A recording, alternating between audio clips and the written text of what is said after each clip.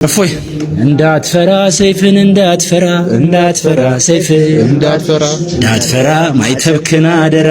አብርሽ እፎይ ማለት ለኛ አይናችን ነው።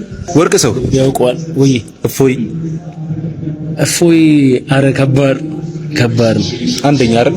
በጣም ከአንደኛ በላይ ነው። ሁላችንም የምናምንበት አምላክ ነው ያዘው። የኛም አምላክ ነው። ለሚስቱበት እኛ ከጎኑ ነው። እፎይ እኔ ነኝ እፎይ።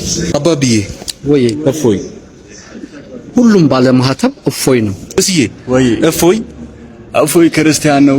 እፎይ ኦርቶዶክስ ነው። እፎይ ባለ ማህተብ ነው። የሰው ልጅ በጭንቅላቱ መዋጋት ሲያቀተው ወደ ጉልበት ይሄዳል። ዘመኑ ደግሞ የሐሳብ ነው። በሐሳብ መድረክ ተከፍቷል።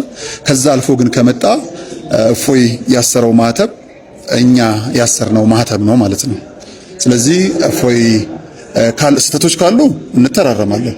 ከዛ ውጪ ግን በተካሄደበት በዛኛው ጎን ልክ እንደቆሙት በዚህኛው ጎን ደግሞ በክርስትናው እኛም ከእፎይ ጎን ነን።